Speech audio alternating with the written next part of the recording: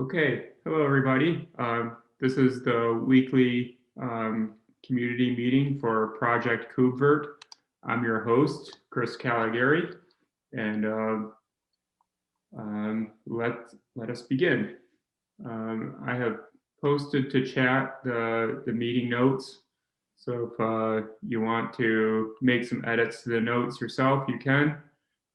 Otherwise, you can just follow along with my screen share. The first item that we always do is introductions, and it looks like we have a non-redheader joining us this week that would like to talk about how they use KubeVirt.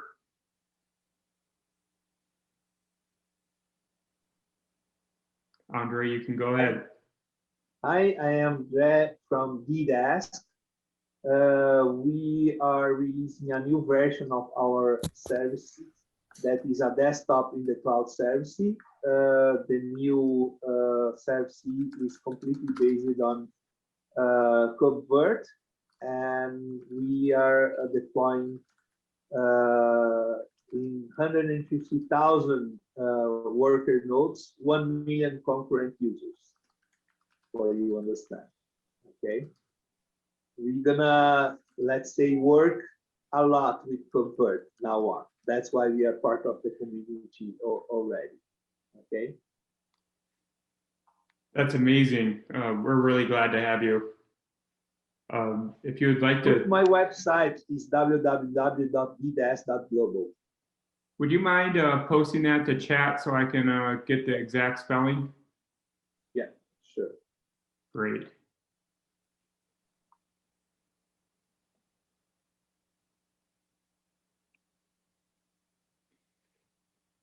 And if you would like to email me a profile on your use case, that would be awesome. I would be very happy to post that up to our blog, and or maybe you can create a blog entry on how you use KubeVirt. We can talk and work together on that posting. Great, if you would like. It's on the chat window. Thank you so much. So curious, you really have 1 million virtual machines in your setup within one cluster or with multiple? I can explain that. Because that's a very amazing number. Several clusters, every one that goes between 3 and 1,250 worker nodes. Wow. And we have a platform in front of it to be able to let's say, spread all over the clusters, but the clusters are also spread all over the world because we are releasing it in 180 countries in 60 languages. Wow, really amazing. I'm also would like to see if you have a story or blog.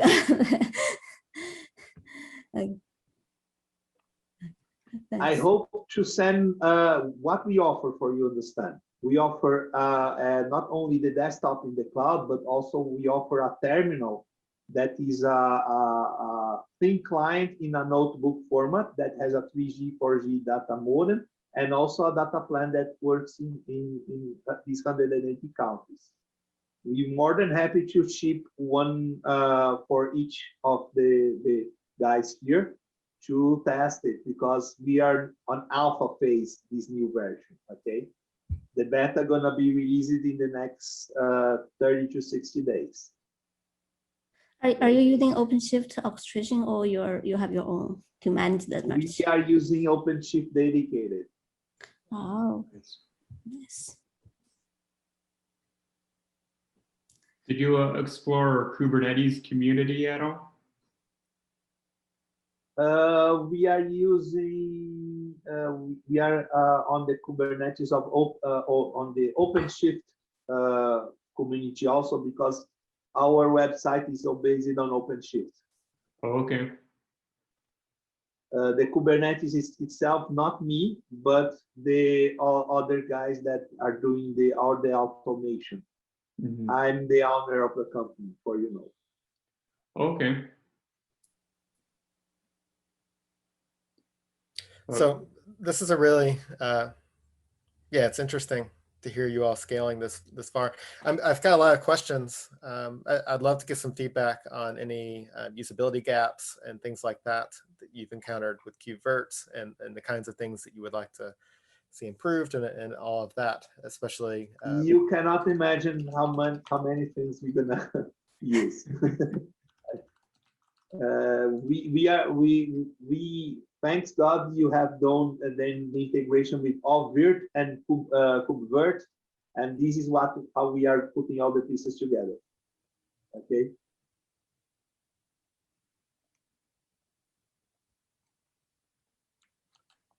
When did you start, and how long did it take you to get this many customers for EVMs?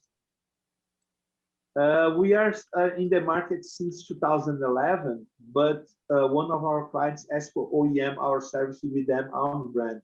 That's why you're not aware about VDES. Last year, we told the client that we're going to release a new version. We are working already 3 years, but now we are on with our own brand. For don't screw the business we have with them, we changed the business model from per month per user to a prepaid per minute, and that's what you're going to see on the website. Okay. So OpenShift Dedicated runs on cloud hardware, so like AWS or GCP or something like that, I believe. So are we you are running on GCP? Okay, so are you running KubeVirt nested on GCP nodes? I guess I'm trying to. You are. Yes. Okay. You got it. It's not so easy. Okay. All right. And that gives you, how do you feel about the performance with GCP and nesting? Has that been satisfactory? We had more than we need on regarding CPU and everything. But one of the items of Google that help us a lot, they have a solution called GVNIC that allows us to have 100 gigabytes per second on every VM. And this is very helpful. It is completely different from any other. Okay. This is why we chose Google also. Also, 100% of the worker nodes has GPU on it, so you know. Okay. So GCP is the only data center. There's no other cloud providers. I'm just curious whether other successes we you've have had. The Mac version of our solution gonna be installed in another supplier, so you know. Okay. Because need to Macs, remote desktop Macs need to run on Apple hardware.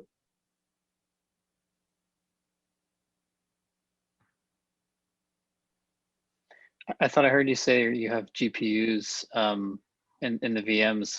Is that right? Correct. And how are they being used when you're using nesting? Like, are you passing them through the VMs? Works fine. Works fine. We slice them in 1 GPU, 1 gigabyte, 2 gigabytes, 4 gigabytes, and 8 gigabytes, and that's it. Okay. Okay. Is it MIG? Is it using the MIG feed? Like, what kind of GPUs? I'm curious. Let me give you that. How we are doing this. Where is this?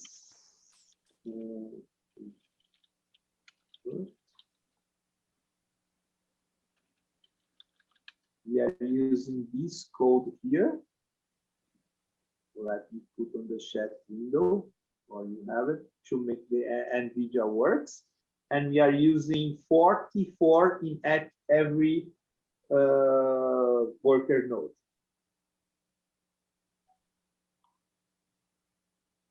Okay, so use the vCPU versus that, use that version. I ran across that repo. I've never used it before, but I've heard good things about it. Considering it's a plugin of KubeVirt. I think AMD has one too for their graphics cards. As soon as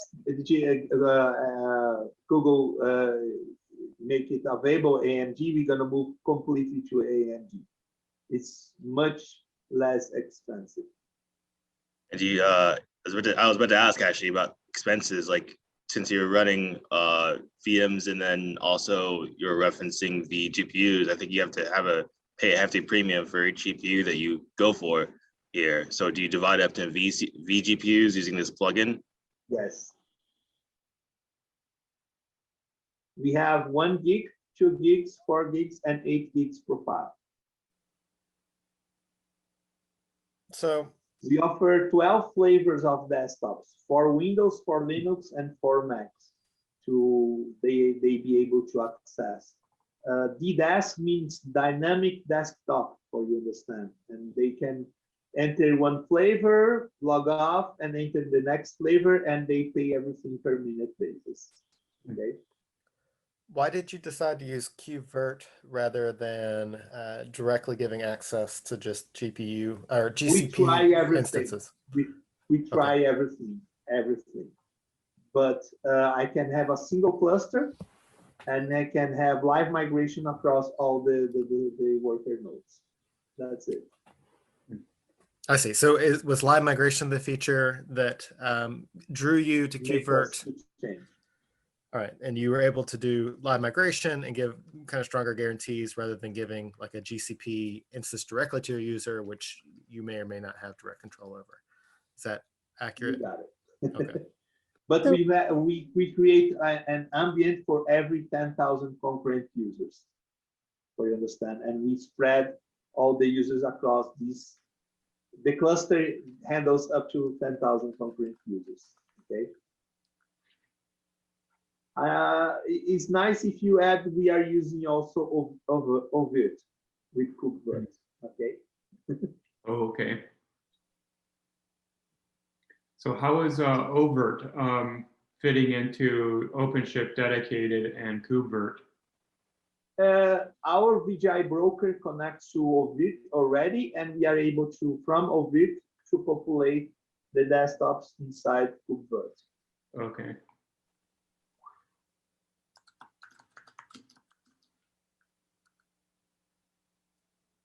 But we are using the enterprise versions, you know, the name. So just one maybe naive question on how you are connecting all these VMs. Like, are you using what network or? We developed the glue. What? The glue, the VGI broker is our code. Oh. That's the magic. Okay. Okay, because I was wondering how your VM connects to each other. You probably have some extra networks. Is that managed by OpenShift, or you have some magic there? Yeah. Okay. Okay, nice. Not magic. It's just it's code. Okay. Well, go on. Okay. Okay. So. Nice. Let me also introduce myself because I'm also new. This is my first time to be here, and I'm also Nat from Red Hat. And we have an interesting crossing here because I'm from Google. And so I am working in Google on Kubernetes, and I'm working on Anthos. I'm not sure if you know that, but I'm fighting with Google already 1 year to get KubeVirt on top of JKE, and it's not working yet. Okay. Actually, we are right there just to fill in this gap to support KubeVirt and Anthos. But Anthos is a kind of solution that's taking this managed Kubernetes across different platforms, and including on GCP or on the bare metal or in vSphere, basically or even AWS, Azure. Basically, that's about Anthos. So I'm working in Anthos bare metal team, we are also trying to get KubeVirt working because we have customer asking for a VM solution. So that's why I'm like, okay, this is an interesting crossing here because you're doing this on GCP, but we are trying to wrap it into Anthos and into GKE. Yeah, but we just started. We are not working on that scale, Actually, we still have a long way to go. We just started to try it. We have many questions and issues with it, so that's why I'm here to. Please send your email. I'm gonna make a list of like 1,000 or 2,000 questions. Oh boy, here come the issues in GitHub. Just a quick correction on the notes. I'm not from Red Hat. I'm right now from Google. Oh, I'm so sorry. Yeah, just say that today it's nice that we have two non-Red Hat. Yeah. Gotcha. Well, we're very glad to have you. We knew Google was around, and let me tell you another issue that is very important for you, how we are handling. In every VPC inside Google, you can handle up to 15,000 VM stops. Okay. We have one VPC with 10 subnets, and we have in every subnet up to 1,250 VMs. This means 12,500 VMs tops on a single VPC. And after that, we create a new VPC with everything. These are the limits. And you cannot, there is no workaround around that inside VPC. And we are handling routing across VPCs and many other things. Yes, that's exactly why I was curious on how you handle that networking issue. We have NAT gateways across VPCs, for you understand. From Juniper. Oh.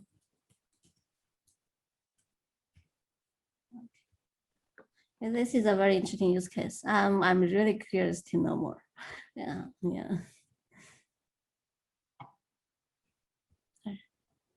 well, Zhang, we're very happy to have you. Thank you. I wanted to be here. It's just that this time is a little bit too early for the West Coast. I'm actually curious how many people here are from West Coast. You? Okay. I got it lucky. I'm on the East Coast, so I can start this at 10 o'clock in the morning. Yeah, 7 is really too early. Many of our contributors are in European time zones, so we have to. There's only a couple of us on the West Coast, and we just have to balance it. Yeah, understood. What if we shift it by 1 hour? So I'm in the Eastern time zone. It's 10 now, 11 in an hour. Does that still overlap with our European time zones within their business hours, or is that? Yeah, it starts to get tough. And I don't want to. I'm still fairly new with running things with KubeVirt, and I didn't want to just come in and say we're moving the time of the meeting, and so that's fine. We can try to. I mean, if we just two of us, yeah, we can check it out. Yeah. It's 1 hour. It's 1 hour every week, so it's not a big deal. And most of our communications happens through the mailing list and through the Slack channel.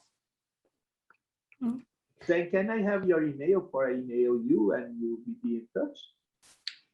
You want my mail? Is that what you're asking? Your email. Yeah, sure. No, I will just put it here.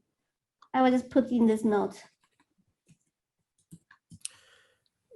How comfortable would you all be to add your use case to our adopters README? So we have people that are adopting KubeVirt, and it kind of gives, I think it gives maybe some other people confidence. Let's talk with the dedicated OpenShift dedicated team, and they're gonna be a much solid case because I'm gonna have a manager there. Okay. Yeah, we just more than happy to the basics. So. The solution. Okay. All right. Yeah, Andrew. So that's my email. So feel free to email me. And I'm definitely very interested in your use cases there. So just feel free to email me or ping me for any. Right now. Great. And I added my email addresses up here in the attendees.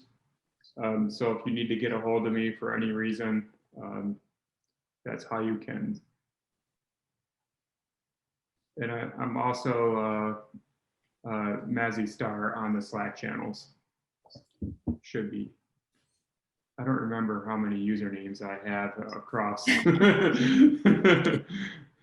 Yeah, same for everyone. Okay, that was some pretty awesome introductions. Thank you, guys and ladies. I'm going to hijack the first couple agenda items here with just some quick updates. 4/12 is the deadline for anyone wanting to volunteer for tending the booth at Red Hat Summit or KubeCon EU. If you feel like joining us and hanging out in the booth, mind you, that it's a virtual booth, so it will be like a chat platform, and it's super easy and it's fun. And let me know, and I'll add you to the roster and get you engaged with working on the platform before the live event. Gentle reminder to please use the community meeting, the mailing list, or GitHub to talk about community topics. This is coming from our sponsor at Red Hat. It affects us negatively when we're trying to go through the effort to graduate to incubating status with the CNCF. So we need to keep all communications in the open, no internal tools. Okay, that is it for me. Anybody have anything they want to talk about? Can I ask you something? Yes. Can I ask you something? I saw in many videos, everybody asking when gonna be version 1. Any ideas? David Vossel. Hey, yeah, so we've the history of this is I know that's gonna be this year, but any ideas? So the history of this is that we got together, we came up with a list of items that we think make up version 1. So we have a target. We're working towards that target. We've made tremendous progress towards that target. I'm not going to tell you when we're going to hit that target because that's out of my control. But it's something that we're getting pretty close to. I would certainly hope this year, but I'm just not going to say anything until we actually Pretty close hit it. means this year or next year? Yeah, I know you want that answer. I want that answer as well. There's some unknowns. So we have to, the biggest known for me is what we do about our privileges to the VMI pod. So things like not running with root and reducing the capabilities there and arriving on something that we can maintain and we feel is a good foundation for us moving forward. I want to see that land, and I want to see more work done on that before I can really. The risk here is that we have to go and possibly work upstream with Kubernetes or something like that to get where we need to be at some point. So it's not just on us necessarily. I guess that's the easiest way of saying it. I will say, even for not being a version 1, you guys have really made a complete system and tool set to use to run VMs on Kubernetes. So even still, like just following you guys over the year or so, great progress. Thank you for that. That's great to hear. Thank you. And I want to point out that version 1 is just a name as well. We think that's where we've reached all our goals. But as far as when we look at compatibility and things like that, our API is version 1 right now. So we don't anticipate any backwards incompatible changes. We already have guarantees with our updates where we're testing our update paths between previous releases, and we don't anticipate any sort of changes in any of this compatibility moving forward. So the reason I'm saying that is if somebody adopts what exists today, there's no anticipation that that's going to change once we hit version 1. So it's safe to adopt KubeVirt. We're talking about additional features for version 1 and changes to our pod security policy and things like that. But API is what it is.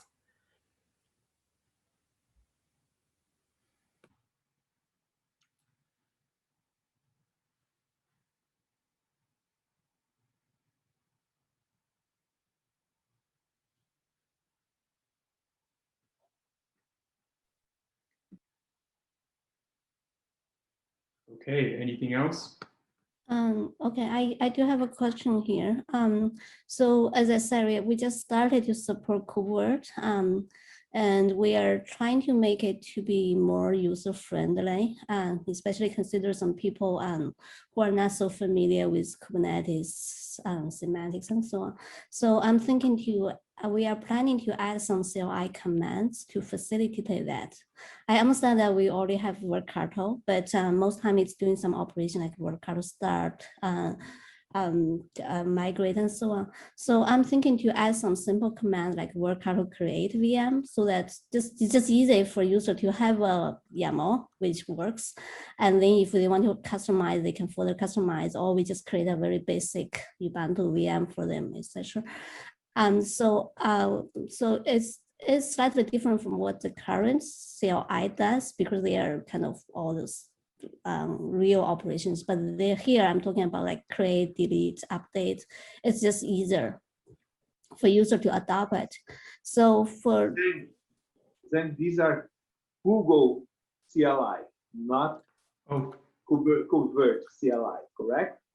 it depends on how you say it, right? If I pack it into Workato, then it's KubeVirt's API, right? It's like CLI. It's not really API. It's CLI. So so for example, if I do KubeVirt create VM and then give some parameters, I'm going to create the VM for you. Basically, create the data volume, the VM temp, the VM YAML, and apply it for you. So it's not really, I mean, it can be not Google specific, basically.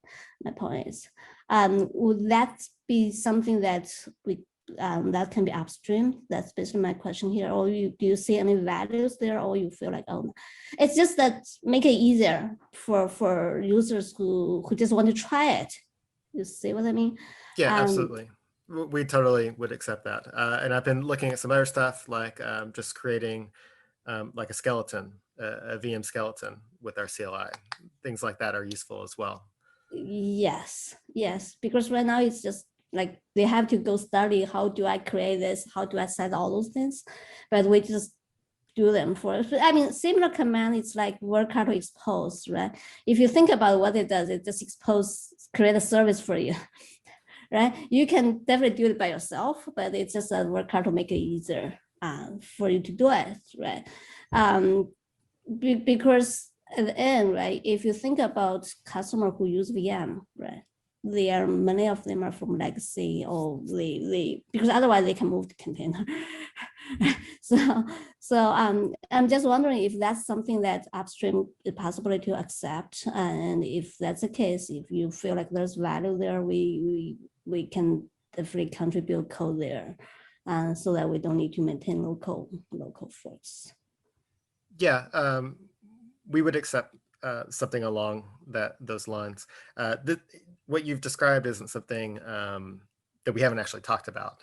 So there's been internal, like I've had one-off discussions with people, community members, other people about the usefulness of exactly what you've described. Essentially, just nobody's gone off and done it yet. So it's something that has clear value. Anything that lowers the friction for somebody, especially within their first 5 minutes of using KubeVirt, and perhaps always lowers the friction, we're interested in.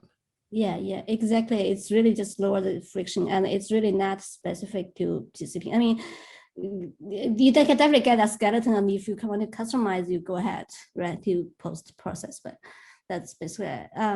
Okay, great. If you are fine with it, we can definitely share some doc later just about how we do that. I mean, it's very easy if you think about it, just like a template builder, but so that you can just easily create a VM, create a disk, add to it, and so on. Yeah. Sure, that makes sense. And so when we have these kinds of design discussions, usually what we're going to do, so there's some expectation here, we look at what the precedent is in the Kubernetes ecosystem already. So what kind of things are similar to this for deployment workloads and other stuff, and try to figure out how that maps to what we're doing with virtual machines. So we feel Kubernetes like, and I'm sure you already get that that's the kind of thing that helps the discussion to come up with precedents of here's what we're trying to achieve. It looks a lot like this thing that's already been done. And then it just kind of clicks for everyone. So finding those examples and things like that really help the discussion as well. So just pointing that out. Sure. So for example, if we have some doc to share, how should I do that? Just send to the KubeVirt community or what? Yeah, so we have a mailing list. It's kind of funny, you mentioned this. I just created a proposal for how to present designs to this mailing list. It's not finalized yet, but I have a document, and I'll try to post it in the chat real quick, that kind of gives a template of the kinds of things that would be useful here. Sorry, I'm trying to talk and think at the same time. I'll just post it to the chat. Sure. I mean, if you guys have talked about this before, and also it would be great that if you can share me your thoughts, because maybe my implementation is different. Yeah. Okay. I would kick it off with your thoughts and let that be a starting point, and not be worried. You don't have to put a lot of effort into maybe proposing something. I wouldn't and like spend multiple days or anything like that. Just what's the minimum to kind of get your initial kernel of an idea out, and then we can kind of iterate from there. Okay, great. Yeah. Yeah, I mean, internally we will go first faster than that, but I'm just looking for this possibility to upstream it, and I think that maybe someone interested in this, and then it will be a contribution there. Just for it to be easier, even for myself, I found it's much easier. Okay. All yeah, right. and I think it's great to contribute this, because in the long run, it's going to get contributed eventually, that sort of functionality. So if you all are already working on it, then I think it's in your interest as well to go ahead and try to get that upstream. Right. That's true. And then the only thing is that because we're doing this right, we really simplify stuff, because we know KubeVirt supports too many things. We just cannot put all of them. This is really for starter. If you are advanced, you definitely feel free to go play on. Yeah. I've just onboarded 2 new users into KubeVirt, and I thought for sure we had the 0 to KubeVirt in under 5 minutes process just nailed down perfectly. And of course, like, it's been days and days of trying to get these new contributors up and running. So there's a lot more work that needs to be done. Okay, great. And then this one thing. Then another thing I want to ask is, I know that I saw we have implement, or someone, not me, but someone already implement this hard plug for disk, right? But there's no CLI to trigger it yet. Is that in the plan? Like hard plug a disk? Hard, what the disk? I'm sorry. Like hard plug a disk. Hot PR plug, gotcha. I think Alexander's working on it. Yeah, we have hot plug. Yeah, we have it. It landed. We just haven't really talked about it quite yet, because there's still it works today. We're trying to optimize it a little bit. We actually already have an API for adding and removing disks to a live VMI instance. Yeah, Yeah, we just have a document, or we haven't like publicly come out and talked about it much yet. Okay, because I saw that you added this API endpoint, but I don't see a trigger from Workato. Actually, maybe that's a dumb.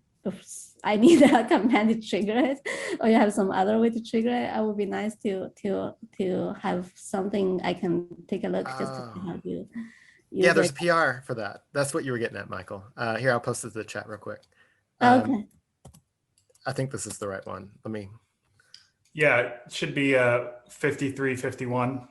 Yeah, so it's kind of my fault. I need to review this. I think it's ready to go. Maybe that's something you all make sure that it gives all the functionality that you're wanting, or at least that it's a good basis of what you were looking for with hot plug. Yeah, that is actually very helpful, because right now you have to restart to pick up a new disk, right? And we also see some issue during restart. Actually, I do have many questions on there. Like, for example, how do you keep your the start when you restart a VM, for example, like MAC address? Because that actually could be causing some really bad effect in our experiment. So I actually do have many questions there. So I'm wondering where is the best places to ask questions on this, maybe on Slack channel, on this kind of very technical questions on build or on a particular behavior. I like the mailing list because it's asynchronous. Sometimes I get lost. I'm just speaking for myself. Slack moves pretty fast sometimes, and we have different time zones and everything. If you need like immediate, like timely feedback, Slack I think is great. For kind of deep technical discussions, I prefer the mailing list. That's my preference. Okay, yeah, sometimes I'm real concerned if I'm asking too naive question, like in this case, restart didn't work for me.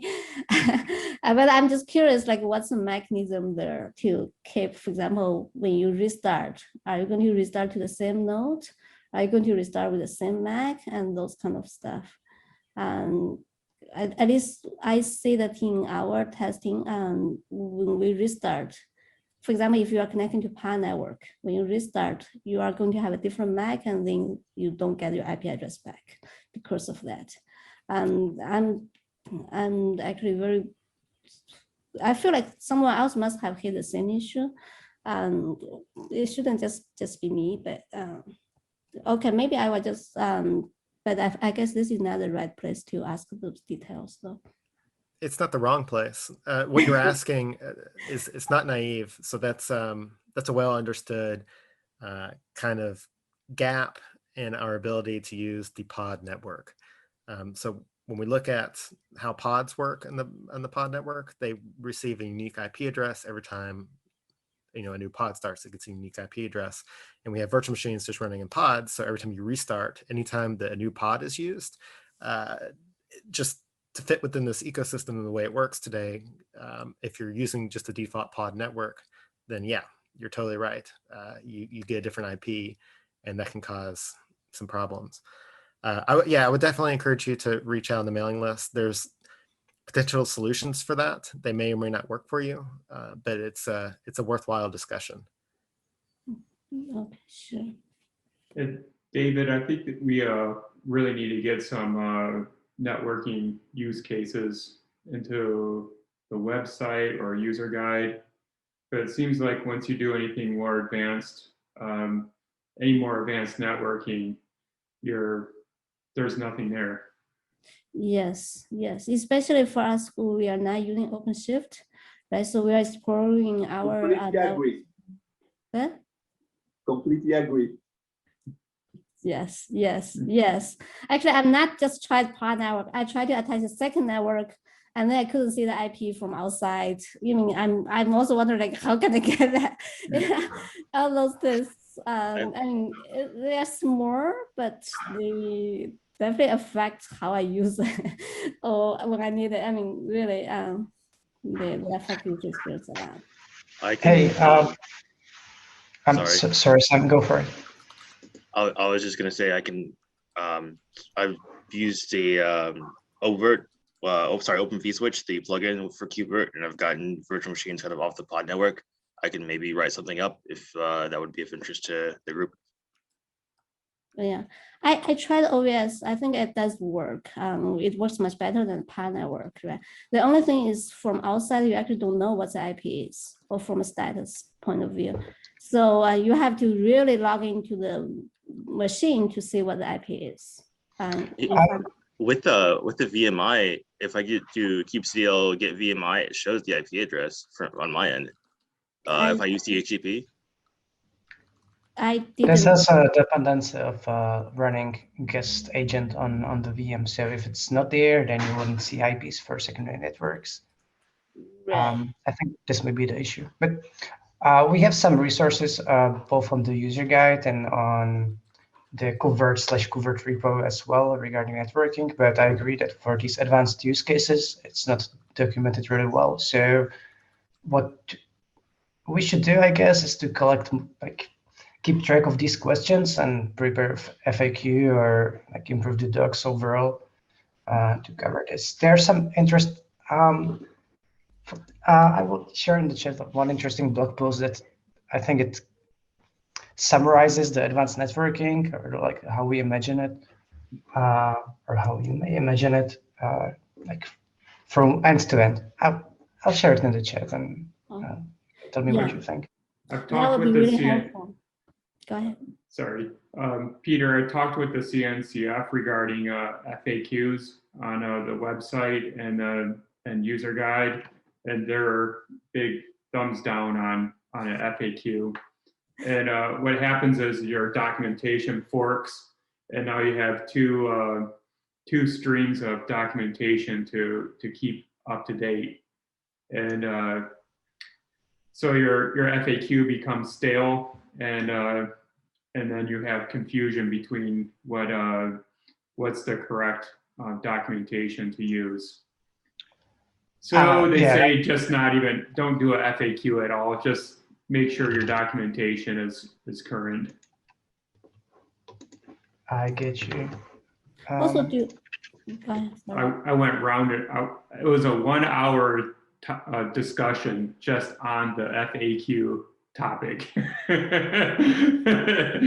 It was like opening up the valve on a fire hydrant.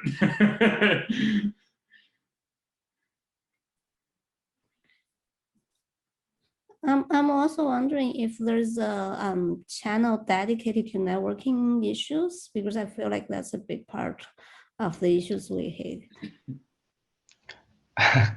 I work on the networking, so that hurts a little bit. I'm joking, but if you just use the same mailing list, ideally, I agree with David that it's better for the async communication or the Slack channel. And yeah, I shared the blog post in the chat. It covers everything from the host network configuration for secondary networks to this the CNI, Multus, and for the KubeVirt definition to get attached to these networks. So it's not an exhaustive documentation, but it's the best thing we currently have, I'd say. We definitely need to get that into user guide so that it's not buried under a stack of blog posts. The search feature helps a little bit. The thing with this one is it's a blog post about integration between multiple components. It's not only KubeVirt. So the question would be, do we want to keep the KubeVirt documentation pure and don't cover these third-party components, or are we okay covering the integration part of things? I don't know.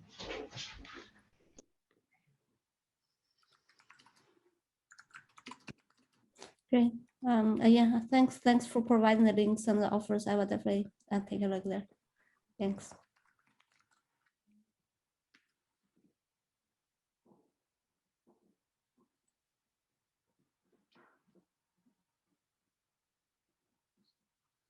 Can I talk about something else? Absolutely. Right now, we are not using it, but we plan to go back to that. Today, we offer our remote desktops over an HTML5 client This is based on today in Guacamole. We are not using the open source version, but we would like to remake the HTML5 client inside KubeVirt as the console access. You understand? I don't know why Red Hat is not supporting Spice anymore. And we plan to do it ourselves if Red Hat doesn't do it. Okay. How? Spice HTML5 client, not only Spice HTML5 client. So what about the Spice server part? How would you be And- exposing that? Yeah, let me show you how. I have some code we was investigated to use it. Is on the chat window here. Would you like to These share the guys screen? developed also not only the HTML5 client, but also the server side. Also, they have enhanced a lot the Spice protocol to handle many things. So we're not really But worried. you know, The client's go on. not a big deal. It's more the server side. Completely agree with you. And the other parts that we are also working, and Red Hat has, let's say, move away. For sure, you know about the what is I forget the name. Just 1 second.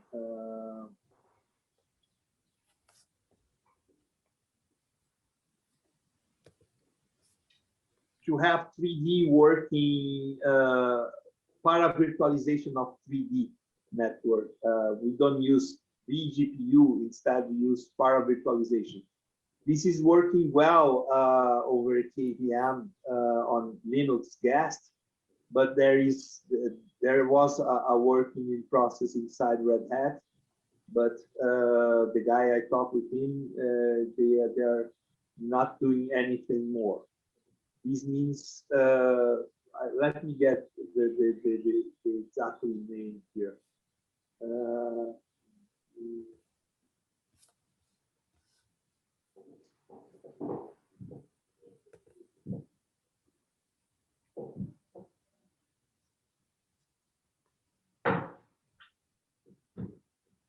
Virtual 3D.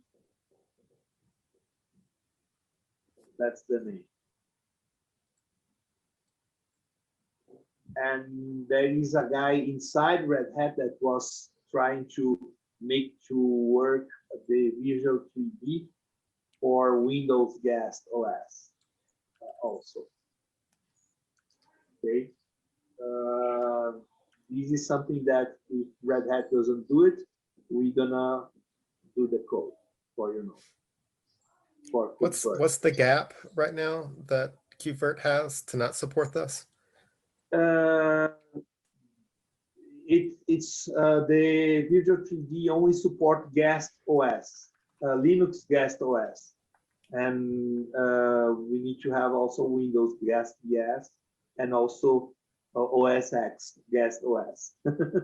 It's not so simple, and we have everything working very well over vGPU on top of KVM right now, but we plan to have para-virtualization because then what is the goal? The users, for instance, ask for 1 gig, and if anyone is not using the GPU, he can use more. You understand? I see. Like overbooking or something. What do you call? Overcommit. That makes sense. Overcommit for GPUs. Okay. Sure. Yeah, we'd be interested in understand that a little bit better. Yeah. And you know, you're hitting on There the fact is a that very good video I can share with you that explains everything. And it's from a Red Hat guy. Let me grab it. okay.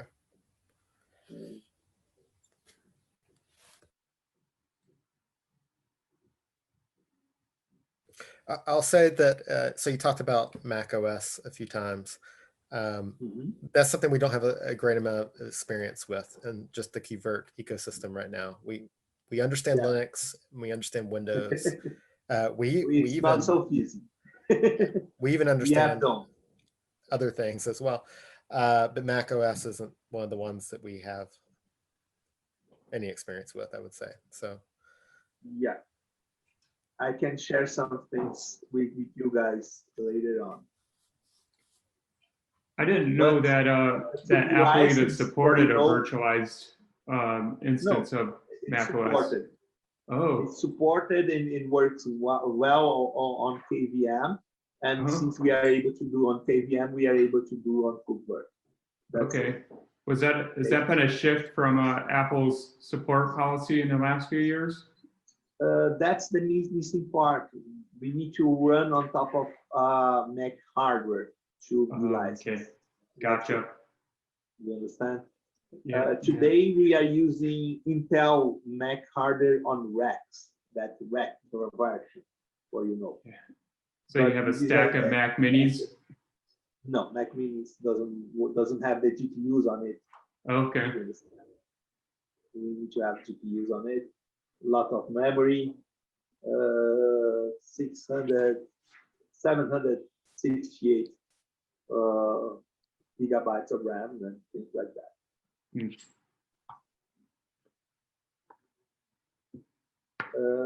This is what I can contribute. I send how I send the video. Let me find the link on YouTube. Here. Go on. I find out and put on the chat window regarding that. Okay. David, I'm tagging you on that Virtual 3D topic. okay. Can you actually assign it to me? You just make a comment and then it'll remind me to actually look at this. Did it remind? Oh, okay.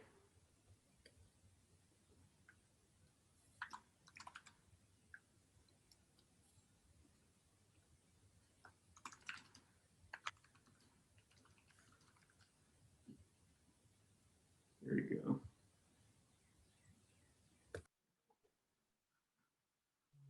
Yeah, that sounds pretty awesome.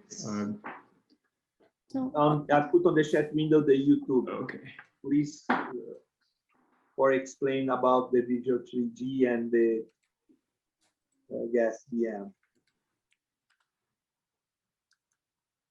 Okay. It's from a Red Hat guy.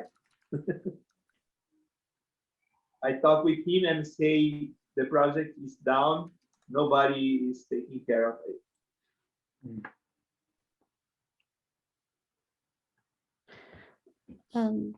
So one more question for me is, do we have any published docs on the scaling performance or like things like that?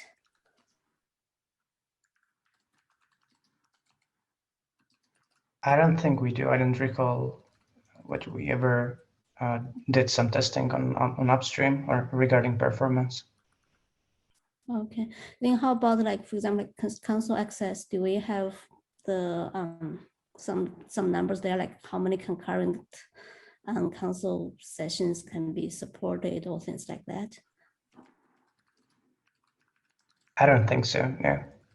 We know that it's limited. So one of the limitations with the console and the VNC access, the way we're doing it is we're proxying it through the Kubernetes API, which is a limited resource. So the more connections we create, especially with VNC, the more things we have going through that single point, and or I mean maybe it's horizontally scaled, but we can certainly reach a limit there. Okay. Yeah, understood. Because I checked this code path, I saw that there are multiple hops for console VNC work. So I'm just wondering if there's any limitations you guys found for that. But okay. We know this.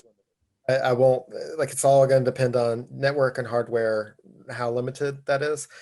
I'll say that it's limited enough that we've discussed alternatives. So coming up with a VNC gateway of some sort that's dedicated to handling these connections that scales independently of everything else, just to handle console and VNC. And we have some ideas on how to do that. That's just one of the gaps where we haven't had enough pressure to actually execute on any of that. And you talked about scaling, just I guess virtual machine scaling performance. Yes. We don't have any published numbers. I've seen some, internal Red Hat numbers and things like that, but they won't necessarily translate to anything outside of Red Hat's specific use case. I don't know if they would be willing to publish that or not. Maybe I'll see. Gotcha. Thanks. Can you make the topic about macOS another topic, not put on the GPUs? I'm sending you here a link how to do it on top of KVM.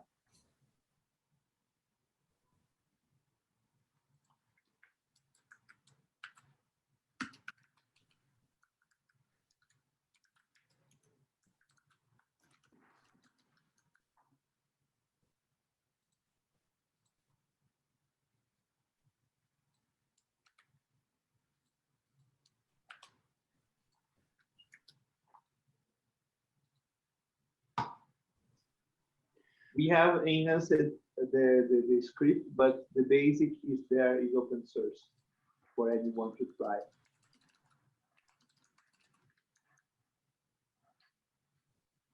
Andre, if I create a GitHub issue for a blog or a entry into user guide, would your team be willing to take on that work?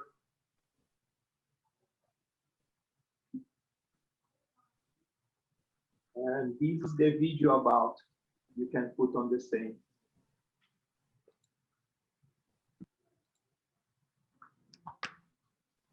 What was this video? It's about the macOS, how to use it. This Okay. scripts.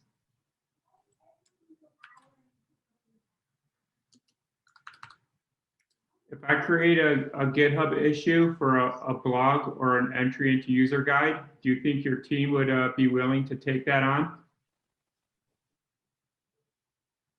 Regarding about the desk, About how to use a Mac OS under KubeVirt? yeah, for sure. Okay. Yes, I'm on it. I'm Okay. the owner of that issue. Great. I will, let's see, do we have your email address up here?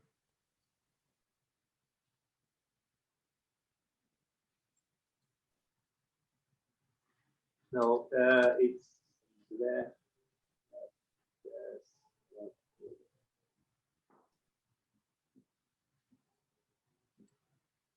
Okay.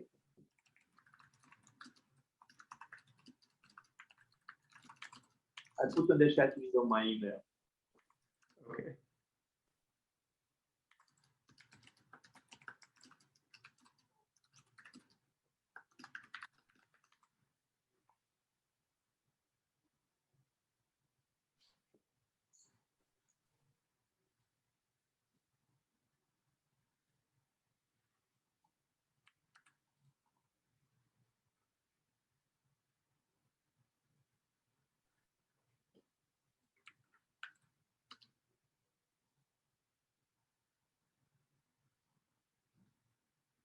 All right, great. Tag myself here.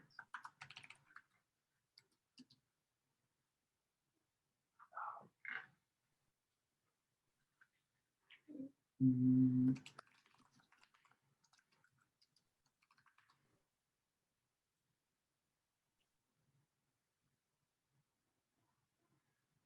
Come on.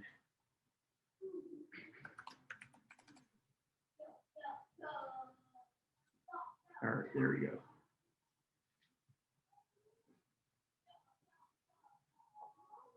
Wow, this is a very busy agenda this week.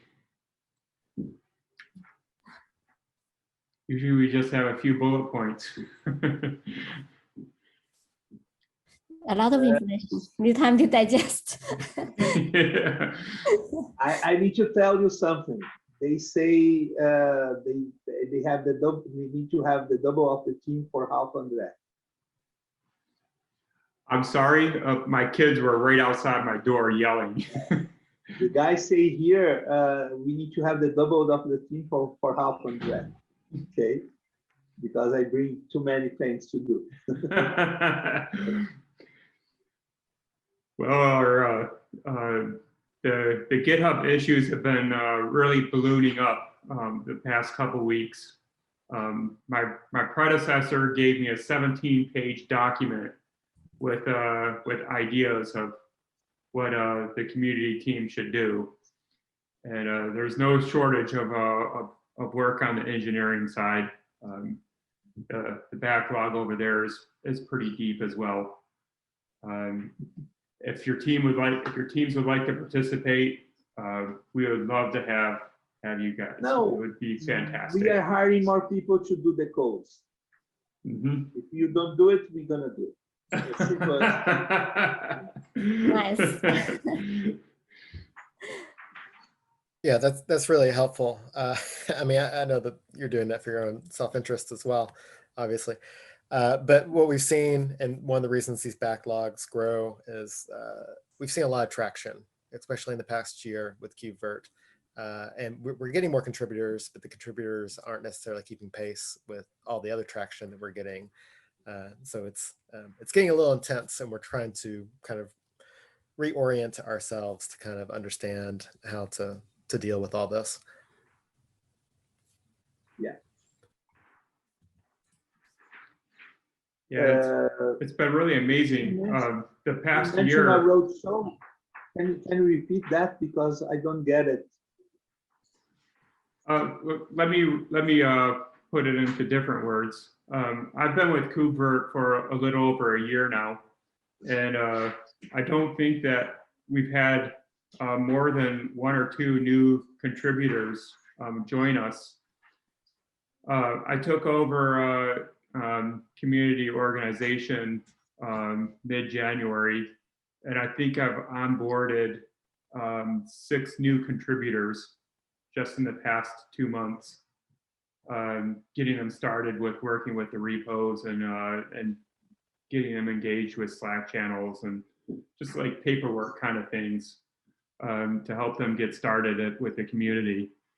And like all of a sudden, I'm just we have folks coming out of the woodwork to help out, and this new ignited interest in the project.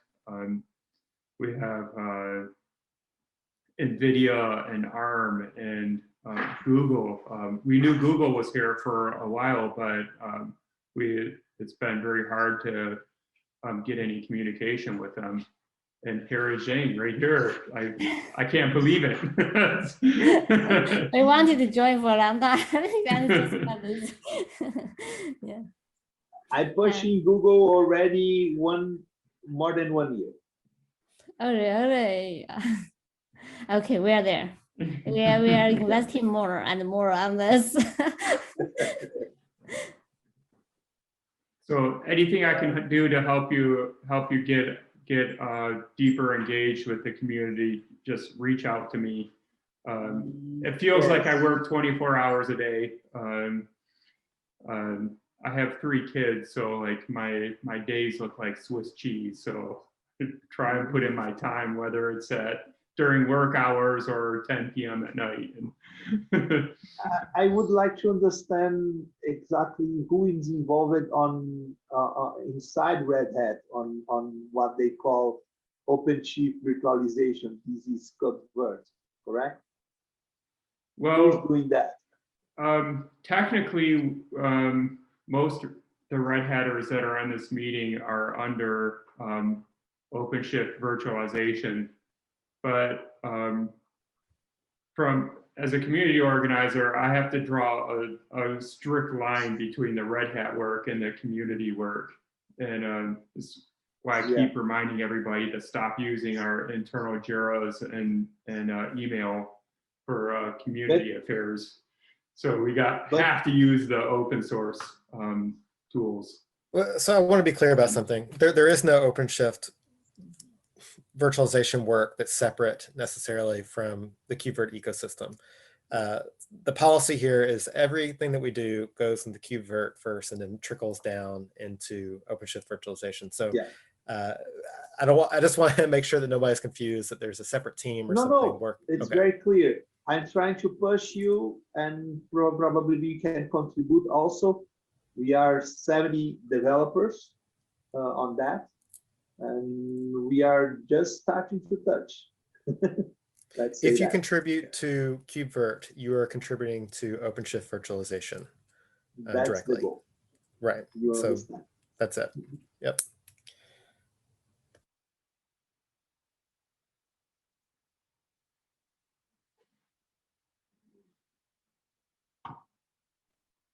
Zhang, David, let's have a meeting, okay? Yes. I got your email. Let's chat offline. Yeah.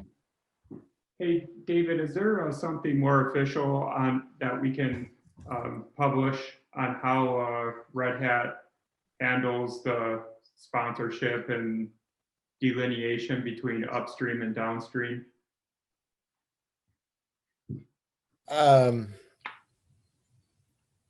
I'm not sure. I think that's always been I'm not aware of us behaving any differently than what I just described across the entire company. So it's kind of a company policy that we work upstream, and we take those bits downstream. So if somebody understands what our downstream product is and what projects are a part of that, then by contributing to those upstream products, they are influencing it.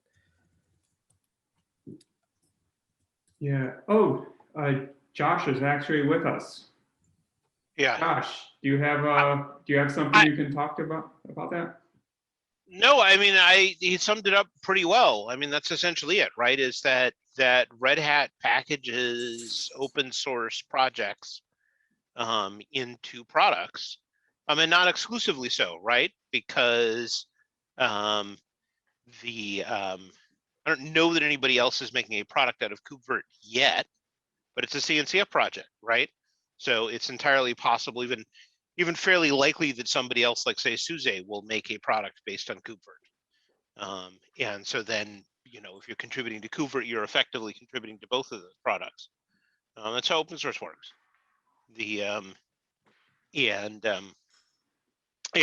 For Red Hat, unlike a few other vendors, we try to do as much work in the public open source project as we can, because from our perspective, any work that we do on a Red Hat product only is extra work, if you follow me, because it often means maintaining a fork, maintaining a patch set on something, which is really a pain. We would far rather that those features are included in the public open source version. It's just easier for us. Wonderful.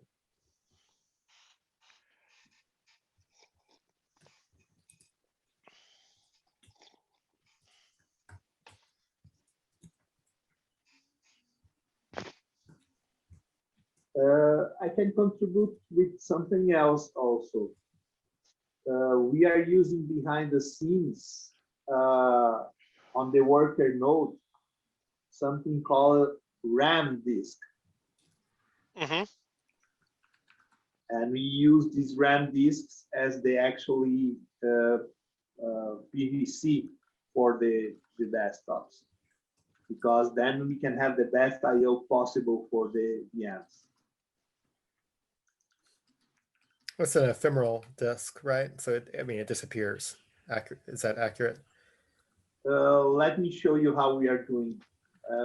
There is a paper on Google how to do it exactly, because when you log off, you are able to dump it from the RAM to the regular disk, and when you are up again, you roll back from the disk to the RAM disk.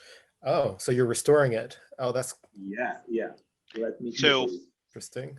It's this one.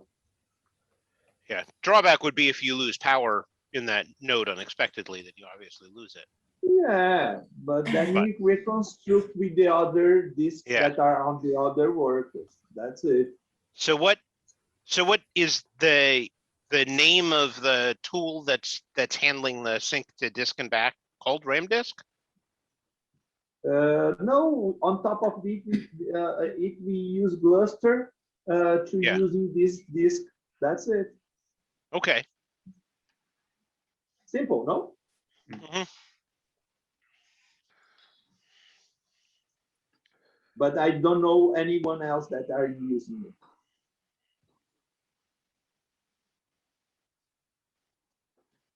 So just to clarify, GCP provides an in-memory RAM disk, and are you all layering on the functionality that performs the backup and the restore? No, these are only the VMs. Since we are a non-persistent VGI, when the users log off, we just kill the machine. That's it. The best performance for the user. When the user log on, we attach to his, based on his credential, his profile. You understand? Then where the VM is actually running is very fast. So I got the impression that there was when the VM is shut down, that the contents of the RAM disk are synced to a permanent location. The VM, but I have a guest. These I have the RAM disk on the worker node. I see. So it stays consistent on the worker node, and as long as the worker node doesn't restart, goes down. Okay. You understand? And yes. I put all the VMs on top of these with the layer of cluster on front to show to the VMs. Yeah, that makes total sense. You're essentially using a local PVC. It just happens to be mapped to a RAM and disk. we are using VOD. I think that's the name for the duplication. I haven't seen that done before. That's interesting. I mean, I've seen certainly people use local storage, but to actually back that this by is a RAM 1 million disk. times faster than SSD. Yeah, and what would be the use case for this? You know, there's reliability concerns. The RAM is there. We need to use that specific performance, and came with 600 gigs because we need to use more CPUs, and more CPUs means more memory at the same time. We need to use solid tenant. This means that I need to use the entire server regarding license for Microsoft, and that's let's use that memory because we was using only 256. Couldn't you get the same performance though if you simply set up the virtual file system on the VM to not sync, if you follow me? Not getting better performance on this. We tried that. Because I mean, after all, when you access a VM, if you have a lot of free RAM available, the VM gets copied into memory anyway, although not necessarily all at once. But you could, you could warm it. And so then the only thing you're doing with the RAM disk is you're making a second copy of the VM in memory so that the VM when it's syncing to disk, it's actually just making a second copy in memory. Yeah, you understand. I come from the database world, and so we've made all kinds of use of RAM disks in order to speed up ephemeral data. But that's why I'm asking the question about simply not f-syncing, because one of the things that you can at least do in the database world is you mount a file system that does not f-sync. And that way you avoid having two separate copies in memory. But the worst problem of Windows guest VM is to write to the disk. Oh yeah, no, you can't do that in Windows. Got it. Okay. Yeah, I was thinking Linux. Linux is wonderful. But I have Windows, Linux, and Mac guest OS. Yeah. Well, and for that matter, I will tell you from bitter personal experience that even when Mac and Windows say that they are syncing to disk, they aren't necessarily. So you pay the performance penalty without necessarily getting the reliability. There's no excuse for that in the Mac world. Oh, their file systems are something else. Yeah, well, unfortunately, it was really annoying because they actually developed a new file system for Mac that was excellent. Again. That was excellent, and then they terminated it without ever deploying it as part of Mac OS. Mm-hmm. So yeah, and they're still using HFS++. Mm-hmm. The same way I saw that the work Red Hat has done so far on virtual GL to Windows, and they threw that away. It's not finished.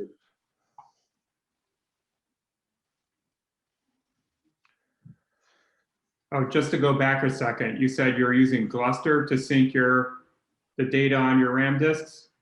No, it's on the front to grab all the disks, all the workers, and glue as a single disk for showing to the VMs. Oh, from the host perspective. Yeah. So you're not using Gluster on the host? No. Okay. Sorry, I You thought I heard you mention all the that. glues? You understand? So what's the mechanism you're using to sync data across your hosts? I don't know exactly. I have the overview, but I not know the nitty-gritty details. I can bring you from my team, the automation team. Okay. We are automating everything. I need to drop, but it was great meeting you all, and oh my gosh, glad you joined. We're at 8:20. I'm so sorry to keep everybody for so long. Thank you so much, guys, for your time. Do we want to do a bug scrub this week? We did a big one last week. We are already over time. Yeah, we're pretty over time. I'd say let's table everything, and I mean, you guys can continue if there's still more, but I need to go. Okay. Let's close out the meeting then. Andre and Jane, it was great to have you. Look forward to future collaboration. And thank you for everybody for joining us. We'll see you next week. Nice talking to you. everyone. Bye. Bye-bye.